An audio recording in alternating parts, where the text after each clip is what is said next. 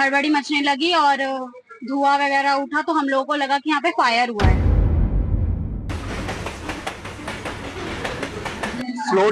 Slow थी train तो झटका थोड़ा सा लगा, बट अगर फास्ट होती 100 प्लस होती है 100 होती तो ज्यादा दुर्घटना हो सकती थी और शायद किसी की जान भी जा सकती थी।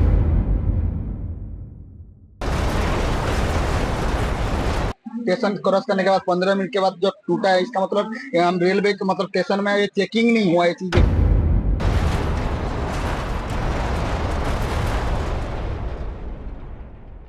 चंदौली में होते होते रह गया बड़ा रेल हादसा, जब नंदन कानन एक्सप्रेस दो हिस्सों में बंट गई। लोगों के बीच मची अफरा तफरी। नमस्कार, मैं हर्ष कुमार और आप देख रहे हैं एनडीटीवी इंडिया। आज एक बार फिर एक बड़ा रेल हादसा होते होते रह गया। दरअसल यूपी के चंदौली में आनंद विहार से उड़ीसा के पुरी जा रही 12876 Nandan Kanan express train Deendayal Upadhyaya junction के पास दुर्घटनाग्रस्त होने से बाल बाल बच गई। जंक्शन पर चलती ट्रेन के कपलिंग टूटने से ट्रेन दो हिस्सों में बंट गई, जिससे यात्रियों में भारी अफरा तफरी मच गई और लोगों की सांसें ऊपर नीचे हो गईं। कैसे हुआ यह हादसा? जानकारी के मुताबिक सोमवार रात लगभग 9:30 बजे नंदन कानन एक्सप्रेस डीडीयू जंक्शन से पुरी के लिए रवाना हुई, लेकिन ट्रेन के यार्ड में पहुंचते ही S4 बोगी का कपलिंग अचानक से टूट गया और ट्रेन दो हिस्सों में बंट गई। सौभाग्य से ट्रेन की रफ्तार धीमी थी, जिससे किसी भी यात्री को कोई गंभीर चोट नहीं आई। यात्रियों ने बताया कि उन्हें एकदम से भयंकर झटका तेज आवाज के साथ महसूस हुआ, जिससे सभी यात्री सकपका गए और बोगी में अफरा तफरी मच गई। इस हादसे पर यात्रियों ने बताया उस समय कैसा था वहां का पूरा मंजर। आइए आपको सुनाते हैं यात्रियों ने क्या कुछ कहा। हमें पता भी नहीं था, हम S4 S5 बोगी में बैठे हुए थे। सडन ऑफ यहाँ पे हड़बड़ी मचने लगी और धुआं वगैरह उठा तो हम लोगों को लगा कि यहाँ पे फायर हुआ है, तो सब लोग भागने लगे। फिर जब हम निकले हम अपने कोच से बाहर, तो हमने देखा जो S4 वाली बोगी है वो हमारे कोच को छोड़ के आगे जा चुकी है।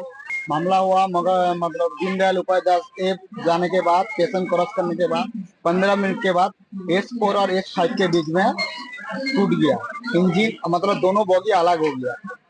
लगभग कितने घंटे बाद आप लोग यहाँ पहुँचे हैं? वहाँ से हम लोग लगभग 2 घंटे के बाद फिर दीनदयाल उपाध्याय आए हूँ। स्लो थी ट्रेन तो झटका थोड़ा सा लगा, बट अगर फास्ट होती 100 प्लस होती है 100 होती तो ज्यादा दुर्घटना हो सकती थी और शायद किसी की जान भी जा सकती थी।